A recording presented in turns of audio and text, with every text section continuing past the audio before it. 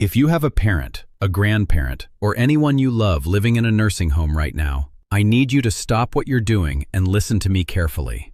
I'm not just speaking to you as a doctor right now, I'm speaking to you as a son, as someone whose own parents are getting older. And what the federal government just exposed about what is happening inside nursing homes across this country made me pick up the phone and call my own family. In March 2026, the government's own watchdog agency released 2 reports that revealed something happening behind closed doors in nursing facilities, something that, as a son with aging parents, made my blood run cold. Most families will never find out about this until it is too late, but not you, not after today. By the end of this video, you are going to know exactly what it is, how to spot it, and how to stop it from happening to the people you love. I'm Dr. Richard James, a senior health expert with over 3 decades of clinical experience. But today, I'm not just talking to you as a physician. I'm talking to you as someone who has watched families sit across from me, devastated, asking how they missed the signs. And this report shook me in a way that very few things do anymore. Here is what you need to understand. There is a class of drugs called antipsychotics. These are powerful medications that were developed to treat schizophrenia, a serious psychiatric condition that is almost always diagnosed before the age of 30. Drugs like risperidone, quetiapine, olanzapine, and haloperidol. You might recognize the brand names: Risperdal, Seroquel, Zyprexa, Haldol. Now imagine that same class of drug, designed for a young adult with a specific psychiatric diagnosis, being given to your 82-year-old mother with Alzheimer's. Not because she has schizophrenia, because she kept asking the nurse for help. These drugs carry the FDA's most serious possible warning, a black box warning, against use in elderly patients with dementia. That warning says, in plain language, that these drugs increase the risk of death, not a mild risk. Studies reviewed by the FDA found that elderly dementia patients treated with antipsychotics were 1.6 to 1.7 times more likely to die than those given a placebo. That is a 60 to 70% increase in the risk of death. And despite that warning, nursing homes across this country are giving these exact drugs to your loved ones. Not because they have schizophrenia, not because they have a condition these medications were designed to treat, because it makes the staff's job easier, because it keeps residents quiet, because it is cheaper than hiring enough people to actually care for them. But here is what makes this so much worse than simple negligence. These nursing homes didn't just give the drugs, they built an entire system to hide what they were doing.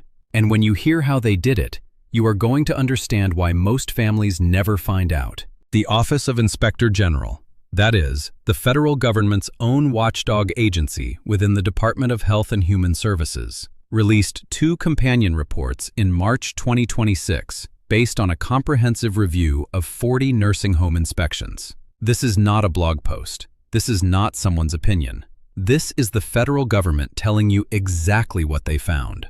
So let me explain what these drugs actually do to an elderly person's body, because this is the part most people never hear. When an antipsychotic drug enters the body of a 30-year-old with a healthy liver and healthy kidneys, it is metabolized and cleared at a predictable rate. But after 60, everything changes. Kidney filtration slows down, liver metabolism declines. The ratio of fat to muscle shifts, which changes how drugs are distributed and stored in the body. A dose that might be manageable in a younger patient becomes something entirely different in an 82-year-old with dementia. These drugs have a profound sedative effect.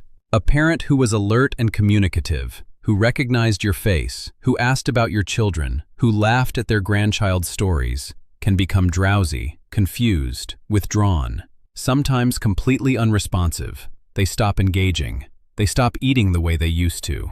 They sleep for hours during the day and stare blankly when they are awake. And here is what breaks my heart. Families see this and they think the dementia is getting worse. They think this is just the natural progression of the disease. They grieve a decline that is not real. It is not the disease. It is chemical sedation. The risks go far beyond sedation. Antipsychotics increase the risk of falls. They increase the risk of stroke. They increase the risk of cardiovascular events, and they increase the risk of death. The FDA did not issue a polite suggestion. They issued the strongest warning they can put on any medication. And the OIG found examples that should make every family in this country pay attention. One resident with dementia was given antipsychotic drugs for playing with baby dolls, not hurting anyone, not a danger to themselves or others, playing with a doll. Another resident was medicated for repeatedly asking for help, another for expressing frustration, another for simply trying to calm themselves down. These behaviors were documented by the nursing homes themselves as not dangerous. The staff acknowledged these residents posed no threat, and yet the drugs were prescribed anyway. Think about that for a moment. Your mother, your father, your grandparent, doing something as human as asking for help or holding a doll for comfort. And instead of someone answering, instead of someone sitting with them for 5 minutes, they get a pill that puts them to sleep, because it is easier, because it is cheaper, because nobody is watching. Now you understand what these drugs do to the body. You understand the risks. But here is the part that genuinely made me angry. Because nursing homes didn't just give these drugs inappropriately. They built an entire deliberate scheme to cover it up. And when you hear how they did it, you are going to understand why the system designed to protect your family has been failing for years. Here is how it worked. Medicare tracks how many nursing home residents are being given antipsychotic drugs. That number is a quality measure that directly affects a facility's star rating. The rating that you see on the Medicare Care Compare website when you are searching for a safe place for your parent. But there is an exception built into that system. Residents diagnosed with schizophrenia are excluded from the antipsychotic quality measure count. Their prescriptions do not show up in the numbers. So what did nursing homes do? They started diagnosing residents with schizophrenia. Residents who do not have schizophrenia. Residents who have never had schizophrenia in their entire lives. Residents who were admitted with a dementia diagnosis, not a psychotic disorder. Elderly people in their 70s, 80s, and 90s suddenly receiving a first-time diagnosis of a condition that is almost always identified in someone's teens or 20s. Does that sound medically plausible to you? And this was not a handful of mistakes. The OIG found that nursing homes developed formal protocols to make this happen.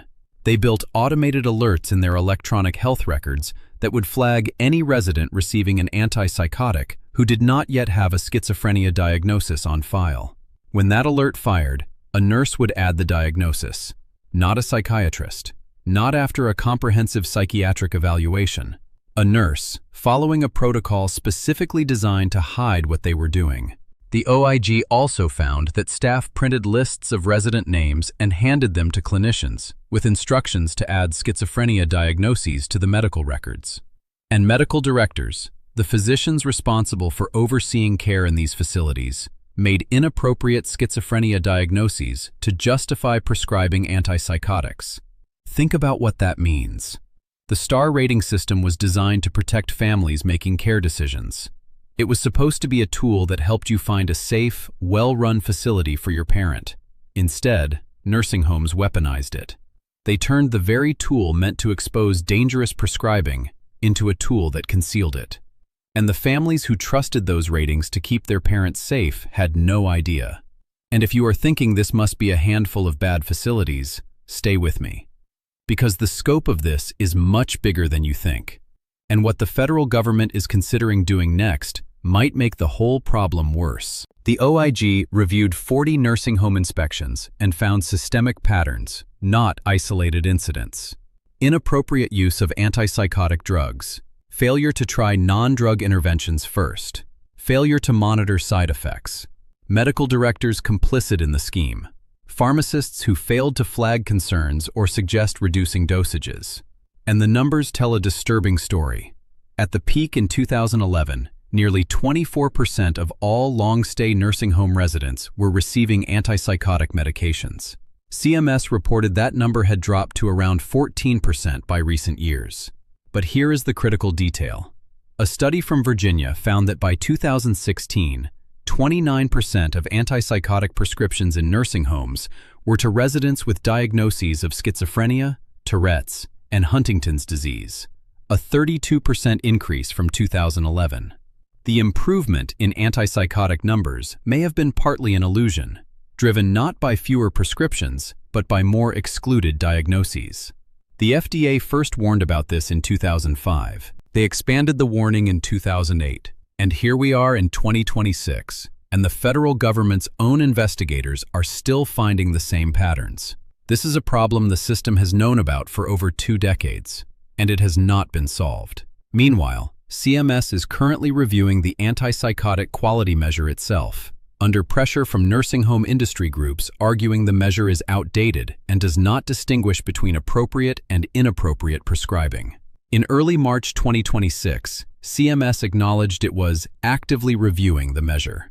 The watchdog agency is sounding the alarm at the exact moment the safeguards could be weakened, and families are caught in the middle of a policy fight they do not even know is happening. I know this is difficult to hear, and I know that right now, some of you are feeling something between anger and fear. I feel the same way. But I did not bring you this information to frighten you. I brought it to you because knowledge is the single most powerful tool a family member has. There are specific, concrete things you can do, starting this week, to protect the people you love.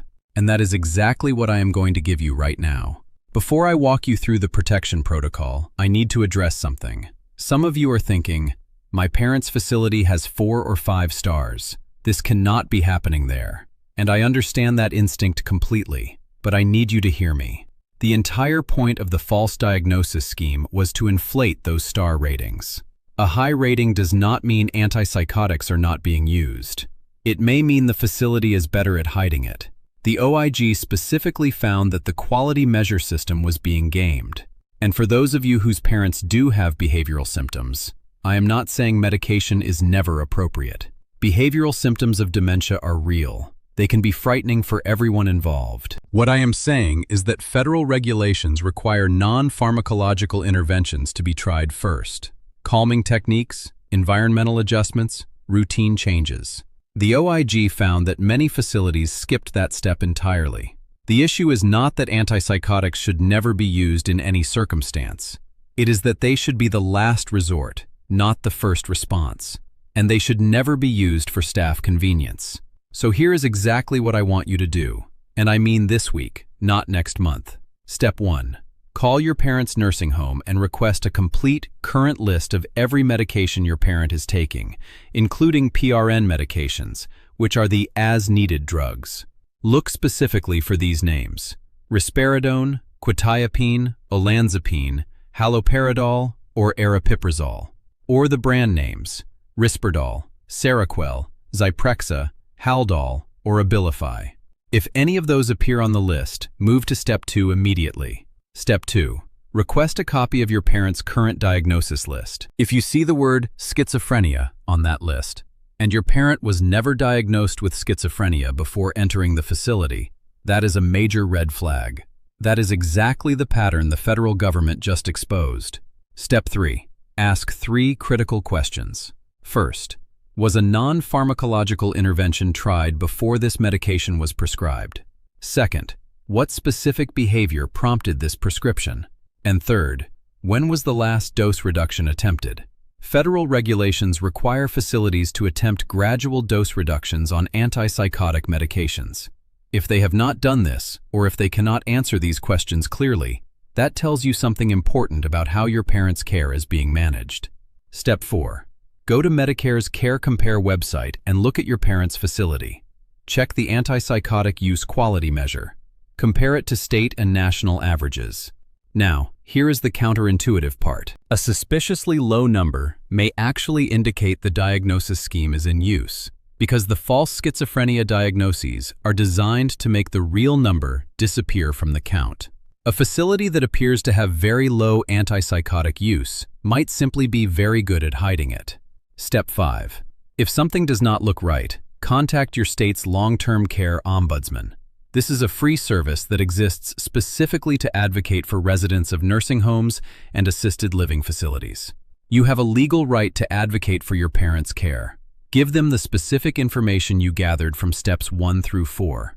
You have every right to ask these questions. You have every right to see these documents. And if a facility pushes back or makes you feel like you are being difficult, that itself is a warning sign. I started this video by telling you I am speaking as a son, not just a doctor. And I meant that. Because the people in those nursing homes, They are someone's mother, someone's father, someone's grandparent who used to tell bedtime stories and pack school lunches and worry about everyone else before themselves. They trusted someone to protect them when they could no longer protect themselves, and they deserve someone in their corner. If you know anyone at all, who has a parent or a loved one in a nursing home right now, please share this video with them today. Do not wait. You might be the only reason they find out what is happening. And that one phone call to the nursing home, that one request for a medication list, could change everything for someone's mother or father. Next week, I am going to show you the specific sleep medications that are causing devastating falls in seniors over 60, and most doctors never connect the dots. Subscribe so you do not miss that one. I'm Dr. Richard James. Take care of your family tonight. I'll see you in the next one.